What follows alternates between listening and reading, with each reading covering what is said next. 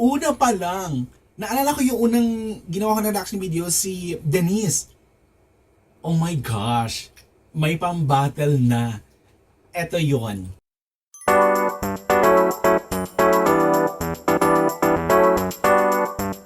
Hello peeps and hello everyone! Welcome back to my channel and welcome back to Darren Saturday Reaction Video. Eto na, panibagong The Voice Kids Audition, blind audition ang gagawin natin ng chika, and this time, Jenica performance naman ang gagawa natin ng chika for today's video. And syempre, kung bago pa lang sa akin channel, please subscribe and hit notification bell and comment down there. Super enjoy ako this season ng The Voice Kids, kaya susubaybay natin hanggang the end yan. So, eto na, huwag natin patagalin pa yung performance ni Jenica. Let's go sa go.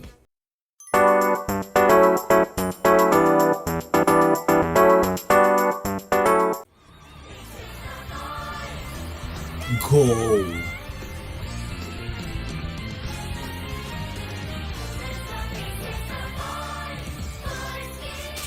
Yan na. Go. Laban na. No more of this looking around. I'm tired of you. Put yourself down. Boses niya din, aral. Oh my gosh!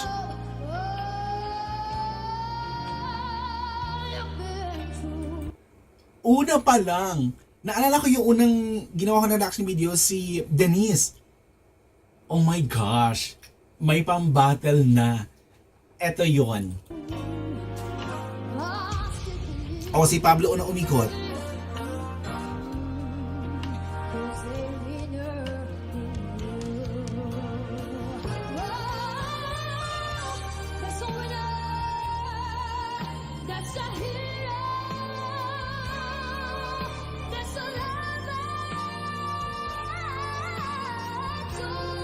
Aral din yung bata.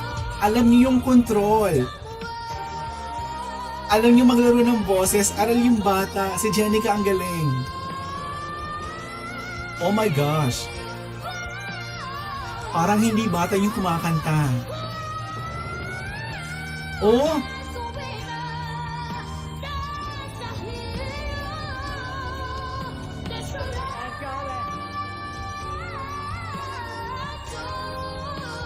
Galing!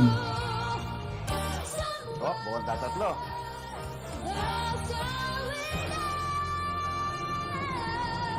Go, Stel!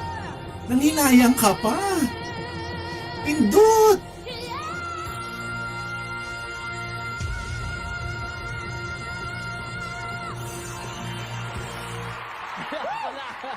Ayoko na!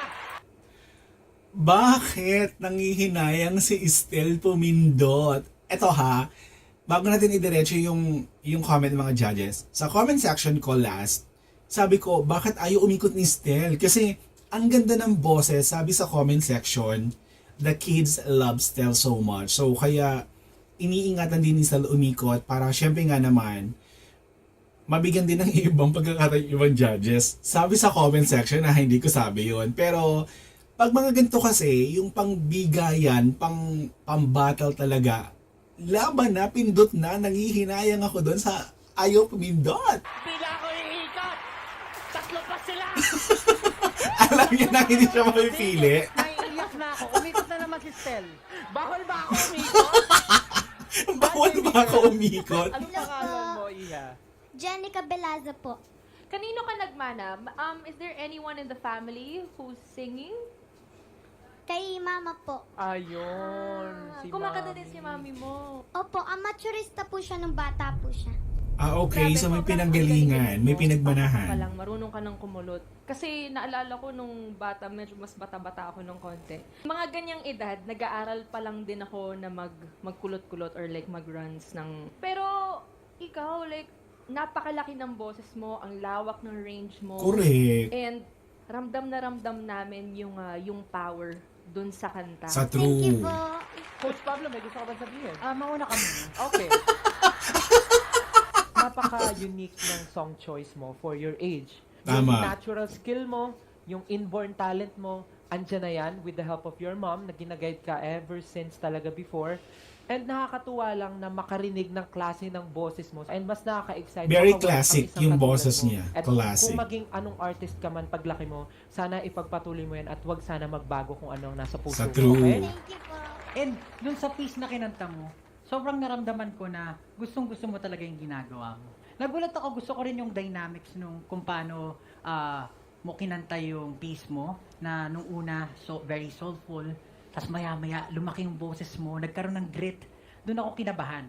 Kinabahan ako kasi doon ko masasabi na gustong-gusto ko tang mapunta sa team ko. Doon ako kinabahan kasi baka mapunta ka kay Estel. Okay, go. Nanginig pa rin ako hanggang ngayon. Wag ka kasi tumingin dito kaya nanginginig. Eh. Dito ka kasi nakatingin kaya nanginginig ka. Oh, baby girl. Total. Hindi naman ako ang pipiliin mo. At wala ka naman choice. So ngayon, sino sa kanilang tatlo ang pipiliin mo? Ako kay Estel. Ako ha. Laban ako kay Estel. Ang pipiliin ko pong coach, Estel. Coach Dan!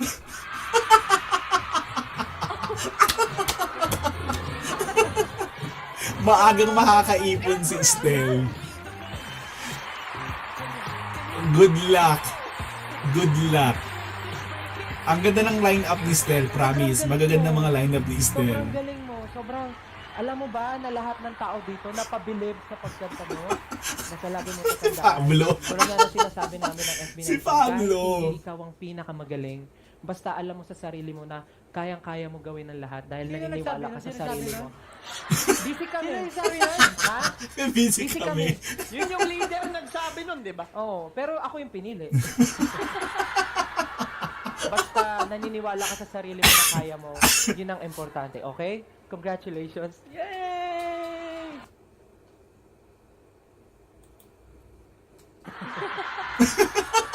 Basta naniniwala ka sa sarili mo na kaya mo, yun ang importante, okay? Congratulations. Yay! Para sa'yo.